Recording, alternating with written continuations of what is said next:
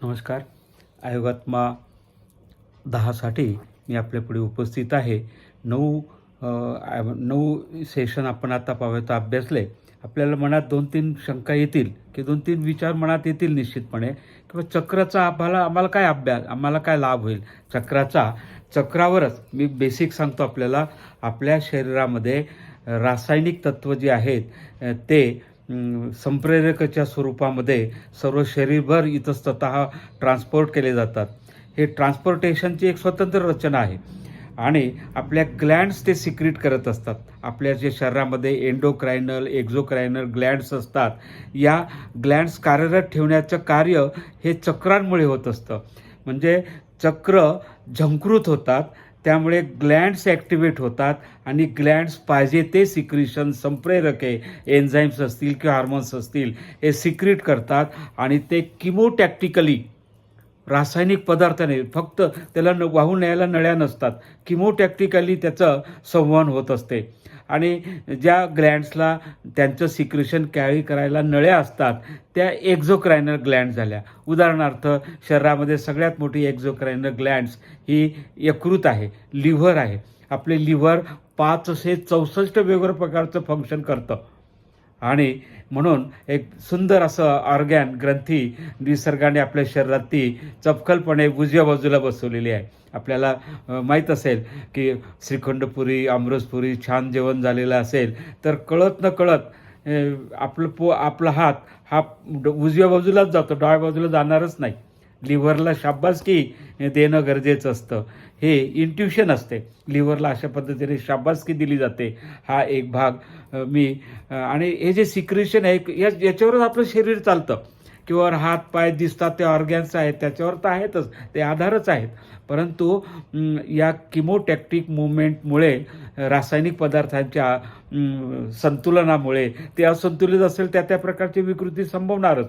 ते संतुलन ठेवणं जीवनभर आपल्याला विविध प्रयत्नांनी ते करावंच लागतं. आणि म्हणून मी आपल्याला निक्षून लक्षात आणून देतो की चक्रांच्या अभ्यासामध्ये आपल्याला, मी मगाशी सांगितलं की चक्र ते उन्मिलित अवस्थेत, अर्ध उन्मिलित असतात. नंतर जसं विकास होत जातो, आपलं वय वाढत जातं साधारणतः, त्या पद्धतीने प्रत्येक चक्राच्या वेळेस तो कालावधी, विकसन कालावधी मी सांगेलच. परंतु इन जनरल तर हे चक्र ब्लॉक्ड जरी असले, त्याचे असंतुलन जरी असलं तर विविध प्रकारचे विकृती संभवतात, असंतुलन होते. आणि या असंतुलनामध्ये आपल्याला लक्षात येईल की नकारात्मकता वाढीस लागते, ग्रीडीनेस येतो, हेडेक होतो, अपचन, आंतररोग होतात, असुरक्षितते भावना वाढते, एकटेपणाची भावना वाढते. असं इन जनरल या चक्रांच्या असंतुलनाने होत असतं. हे आपल्याला नकोच असतं. आणि म्हणून योग, आपल्या ऋषीमुनींनी आपल्याला विविध प्रकारचे सुंदर असे साधनं आपल्या हाती दिलेले आहेत.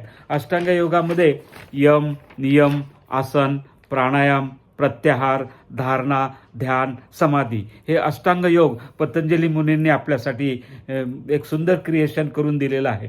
त्याच्यापैकी ध्यान ही 7वी पायरी आहे. ध्यान हा आपल्या आत्म्याचा आहार असतो.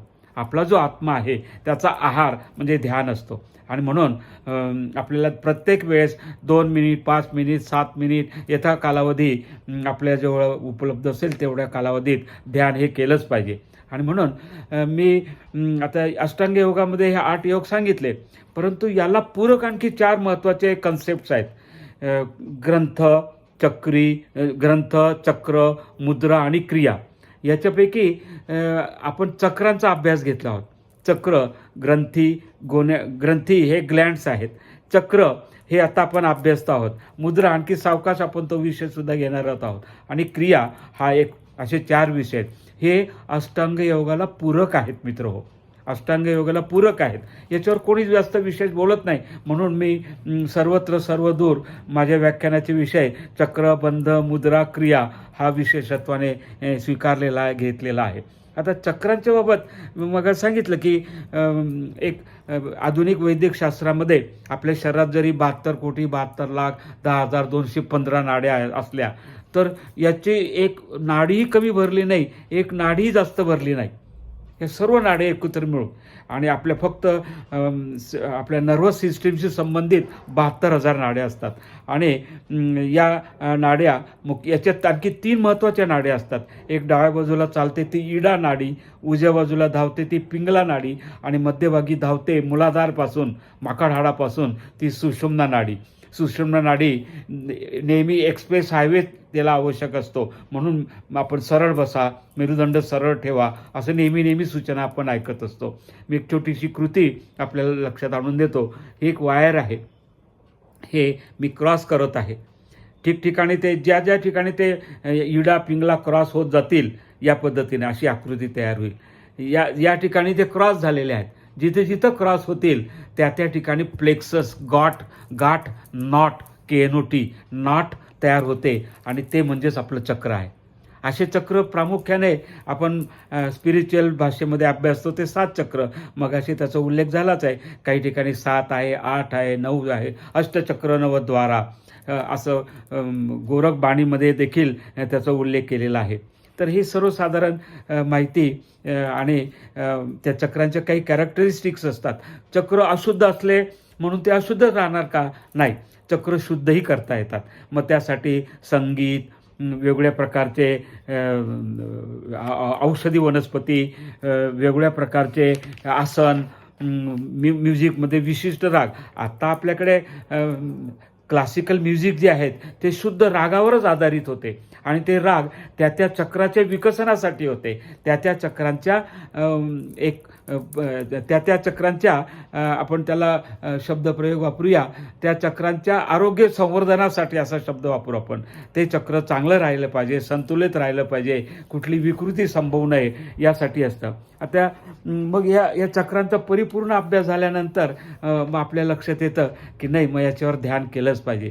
तर मी सावकाश चक्रल मेडिटेशनसुद्धा आपलं घेऊन देईल. चक्रल मेडिटेशन अगदी आनंद, परमानंद, परमोच्च कोटीचा आनंद चक्रल मेडिटेशनने मिळत असतो. मला ध्यानाच्या संदर्भात आणखी विशेष व्याख्यान मी घेईल त्यावेळेस लक्षात आणून देईल की ध्यान किती महत्त्वाचं असतं. एकाच ओळीत ध्यान आपल्या आत्म्याचा आहार आहे आणि त्या आत्म्याचं परिपोषण झालं पाहिजे म्हणून ध्यान केलंच पाहिजे. अष्टांग योगाचे सांगितलं आपल्याला आणि त्याला पूरक असले चक्र, बंध, मुद्रा, क्रिया या पूरक गोष्टी या अष्टांग योगाला आहेत आणि त्याचा अभ्यासाला सुरुवात केलेली आहे. इंट्रोडक्टरी लेक्चर म्हणा किंवा काही प्राथमिक माहितीसह मी आपल्याला सांगितलं की आपल्याला चक्रांची आवश्यकता कशी असते, काय असते. हे ऊर्जा केंद्र आहेत आणि या ऊर्जा केंद्रावरच आपलं सगळं गतिविधी या सुरू होत असतात आणि म्हणून आपण हे जे चक्र आहेत ते अभ्यासले. मूलाधार, स्वाधिष्ठान, मणिपूर, अनाहत, विशुद्धी, आज्ञा आणि सहस्रार. आता एक चक्राच्या अभ्यासाला आपण प्रारंभ करणार आहोत. तर सर्वप्रथम मूलाधार. मेरुदंडाच्या शेवटी गुदा मूळच्या 2 अंगुळ वरती आणि उपस्थ मूळच्या 2 अंगुळ खाली अशा पद्धतीने थोडक्यात मेरुदंडाच्या शेवटी टेलबोनच्या मौसल भागामध्ये हे मूलाधार चक्र स्थित आहे. आणि आपल्याला लक्षात आणून दिलं होतं की आपली 80% एनर्जी ही मूलाधारमध्ये असते, 80%.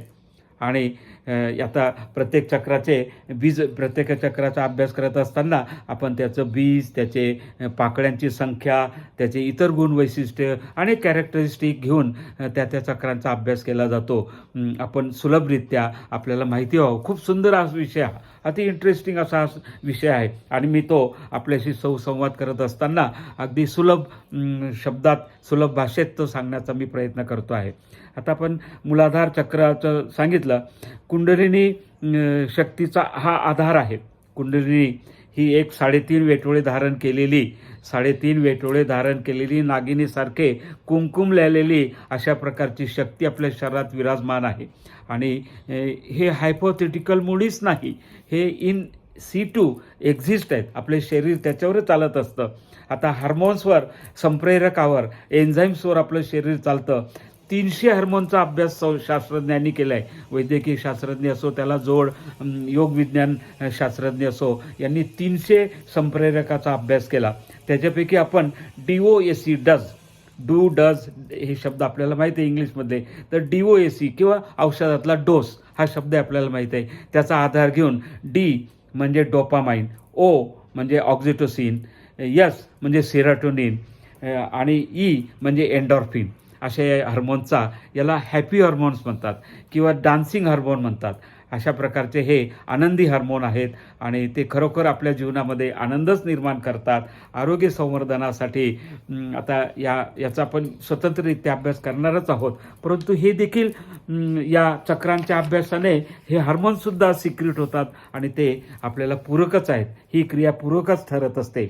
मूलाधार चक्राचा अभ्यास करत असताना आपल्याला साधारणतः त्याच्या कॅरेक्टरिस्टिक्स आपण पाहतो. ते चक्र, त्याची देवता, त्याचे आसन कोणतं आहे, कोणत्या आसनाने त्याचे शुद्धीकरण होतं, कोणत्या म्युझिकने त्याचे शुद्धीकरण होतं, त्याचा रंग कोणता, नंतर बीजमंत्र कोणता, विस्तारित मंत्र कोणता. आपल्याला सर्वात शेवटी सांगण्याच्या ऐवजी आधीच सांगतो, या चक्रांचे बीजमंत्र देखील आहेत. बीजमंत्र लम याचं विस्तारित मंत्र आहे पृथ्वी आत्मने गंधमर्पयामी नमो नमः स्वाहा. स्वाधिष्ठान चक्राचा बीजमंत्र वम आहे, जलतत्व आहे. ओम वम अमृतात्मने नैवेद्यम अर्पयामी नमो नमः स्वाहा. मणिपूर चक्राचा बीजमंत्र रम आहे, अग्नितत्व आहे. ओम रम वन्यात्मने दीपम अर्पयामी नमो नमः स्वाहा. अनाहत चक्राचा बीजमंत्र यम आहे, वायुतत्व आहे. ओम यम वायव्यात्मने धूपम अर्पयामी नमो नमः स्वाहा. विशुद्धी चक्राचा बीजमंत्र हम आहे, आकाश तत्व आहे. ओम हम आकाशात्मने पुष्पम अर्पयामी नमो नमः स्वाहा. आपल्याला आता लक्षात आलं की त्या चक्राचं बीजमंत्र लम वम रम यम हम आहे आणि आज्ञाचक्र आणि सहस्रार चक्राचं ओम तत्व आहे. त्यामुळे ओम हाच त्याचा बीजमंत्र आणि विस्तारित मंत्र देखील आहे. मी विस्तारित मंत्र म्हणून दाखवलं आपल्याला. आता लम ह्या मंत्राने आपल्या वास्तू ती संतुष्ट पावते, वास्तू संतोष पावते, वास्तू परिशुद्ध होते आणि आपण सुद्धा परिशुद्ध होत असतो. आपल्यामधील दोष हरण होतात, वास्तूचा दोष तर हरण होतच होतो. एवढं हे सर्वात शेवटी सांगायचा जो भाग होता ते तुम्हाला आधीच सांगून दिला, आपल्याला त्याची गोडी अधिक वाढावी म्हणून. म्हणजे चक्रांच्या अभ्यासाने, चक्रांच्या बीजमंत्राने, चक्रांच्या विस्तारित मंत्राने, चक्रांचा ध्यानात प्रत्येक चक्राचं मूलाधार चक्र ध्यान, स्वाधिष्ठान चक्र ध्यान, मणिपूर चक्र ध्यान, अनाहत चक्र ध्यान, विशुद्धी चक्र ध्यान, अशा प्रकारचे ध्यानाचे स्वतंत्र विषय देखील आहेत. नाभी ध्यान म्हणजे मणिपूर चक्रावर करण्यात येणारं ध्यान. तर अशा प्रकारे याचे हे फलित काय आहे, त्याचं उपयोजन काय आहे, श्रेष्ठ प्रकारचं उपयोजन काय आहे, तर ते मी मंत्ररूपामध्ये लक्षात आणून दिलं. या मंत्रांनी त्या चक्रांचे परिशुद्धीकरणाने व्यक्तीचा दोष हरण होतो आणि वास्तूचा दोषही जातो. हे आपल्याला मुद्दाम हा इंटरेस्टिंग सब्जेक्ट आहे म्हणून लक्षात आणून दिलं. आता आपण चक्रांच्या अभ्यासाकडे वळतो आहोत. बीजमंत्र लम मूलाधार चक्र, याचे प्राधिकारी ऋषी कश्यप ऋषी आहेत. तांबडा वर्ण आहे, 4 पाकड्या आहेत, 1 वकार आणि 3 शकार म्हणजे वम शम शम सम. आपल्याला एक सांगतो आणखी, आपल्या वैयाकरण, व्याकरणकार पाणिनी, पतंजली यांनी एक सुंदर असा विषय आपल्या हाती दिलेला आहे. आपल्या देवनागरी वर्णलिपीमध्ये जेवढे वर्णलिपीमध्ये अ ते ज्ञ हे जे मुळाक्षर आहेत, प्रत्येक मुळाक्षरावर एक बिंदी ठेवली, एक नुक्ता ठेवला, एक अनुस्वार ठेवला तर तो बीजमंत्रच होतो तो. आता आ काही 2 बीज एकत्रित केले, आ आणि ई, आ बीजाक्षर आणि ए हे बीजाक्षर, आई, मा मला काना मा आणि त्याच्यावर अर्धनुक्ती ठेवली मा, आई, मा, ऐम, बम, भम. आपण एखाद्या देवालयात जातो, बम बम भोले असंच का म्हणतो, तर बम हा शंकराचा बीजमंत्र आहे. प्रत्येक देवतेचा दम हा विष्णूचा बीजमंत्र आहे. द्राम सह्याद्रीचा द्रा जो आहे, द्रा त्याला राम नाही द्राम, द्राम हा दत्ताचा बीजमंत्र आहे. अशा प्रकारे काही बीजमंत्र, प्रत्येक देवतेचे बीजमंत्र आहेत. सरस्वतीचं बीजमंत्र ऐम आहे. लक्ष्मीचा बीजमंत्र आपल्या प्रत्येकाच्या नावापुढे श्री लावलं जातं, तर श्री हा सरस्वतीचा बीजमंत्र आहे. कालीचा बीजमंत्र क्लीम आहे. कृष्णाचा बीजमंत्र क्रीम पण आहे, क्लीम पण आहे. तो एक वेगळा अभ्यासाचा विषय आहे. परंतु मी आपल्याला सांगतो की त्या चक्राचे बीज हे वैशिष्ट्यपूर्ण आहेत आणि त्याचा अभ्यास आपल्याला करता येतो. अशा पद्धतीने याच्या लाल पाकळ्या, मूलाधार चक्राचा अभ्यास करत असताना लाल पाकळ्या आहेत. एक वकार वम, शामृगाचा शम, षटकोनाचा शम आणि समईचा सम. वम शम सम सम. अशा प्रकारे या चक्रावर ध्यान केल्यास ओजस्वी असं व्यक्तिमत्व, व्याधीमुक्त शरीर होत असते. ऊर्ध्वरेता होते. आपण दक्षता घेऊ लागतो. आरोग्य आपल्याला लाभते. या गुणांचा विकास होतो आणि हे जे असंतुलित झालं चक्र, मूलाधार चक्र जर असंतुलित झालं तर किती विकार संभवतात पहा. गुडघेदुखी, पाठदुखी, पाईल्स, सायटिका, स्थूलता, निराशा हे मूलाधार चक्राने निर्माण झालेले दोष आहेत, विकृती आहेत, या व्याधी आहेत. आणि म्हणून या साठी बलतत्व, पृथ्वीतत्व, लम हे अधिक बलकारी होणं आवश्यक आहे. त्यासाठी आपल्याला या चक्रांचा अभ्यास करावा लागतो, त्याचं ध्यानही करावं लागतं. चक्रांच्या ध्यानाने आणि हे चक्र जे आहे ना, जन्मापासून 6 महिनेपर्यंत विकसित होतं. जन्म झाल्यापासून 6 महिन्यापर्यंत मूलाधार चक्र विकसित होत असते. तर याचं बीजमंत्र मी लक्षात आणून दिलं. याचे साधारणतः रत्न धारण केल्याने, आसन केल्याने, संगीत ऐकल्याने, श्याम कल्याण श्याम कल्याण नावाचा राग आपण ऐकला असेल, तर या श्याम कल्याणाच्या रागाने काही प्रकारचे अत्तर लावले तरीसुद्धा चक्रांचं परिशुद्धीकरण होतं असतं. लाल रंगाचे पालेभाज्या असतील, लाल रंगाचे फळं असतील, त्यांच्या सेवनाने देखील या चक्राचे परिशुद्धीकरण होत असते. हा चक्रांचा विशेष अभ्यास. काही रत्न धारण करण्याची अपेक्षा व्यक्त करतात. ते अगेट नावाचा रत्न, देन टाईमलाईन नावाचं रत्न, गार्नेट नावाचं रत्न यांच्या ॲप्लिकेशनने, आणि हे रत्न जर खूपच महाग, अर्थात ते अफोर्डेबल असतीलच प्रत्येकाला असं नाही, तर त्याच्याऐवजी काय वापरायचं त्या एक स्वतंत्र व्याख्यानात काही विशिष्ट वनस्पती वापरतात. आपण एका व्याख्यामध्ये अपामार्गचा अभ्यास केलेला आहे पहा, मागच्या आयोगात 7-8 मध्ये याचा उल्लेख आलेला आहे. आघाडा, अपामार्ग हे संस्कृत नाव आहे. आघाडा हे अशा पद्धतीने, आघाडा हे बुधाचा पाचू असतो. तो एक ज्योतिषशास्त्राचा वेगळा विषय असेलही, परंतु त्याचा अगदी जवळून अभ्यास तरी आपला पाहिजे. तर ते एवढं महागडे रत्न आपल्याला अफोर्डेबल नाही, म्हणून मग आपण मनात इच्छा असून वापरू शकत नाही का? नाही, वापरू शकतात. वनस्पती वापरा. आघाड्याचं पान, फूल, खोड, त्याच्या बिया किती छानपैकी छान स्वच्छ केल्या की एक अपामार्ग तांदूळ तयार होतो. 6-6 महिने भूक लागत नाही अपामार्गाचा तांदूळ सेवन केला तर. 15-15 दिवस भूक लागत नाही. ऋषी मुनी, पर्वतात विचरण करणारे हे आपल्याला अशा पद्धतीने एक सखोल असं आपलं आरोग्य, योग आणि अध्यात्म आपल्यासाठी निर्माण केलेलं आहे. त्याच्यावर आधारित आयोगात्मा आपण अभ्यासतो आहोत. तर मूलाधार चक्राचा अभ्यास आपण केला. पुढच्या आणखी काही चक्राचा अभ्यास आपण पुढच्या सेशनमध्ये करतो आहोत. धन्यवाद. जय हिंद.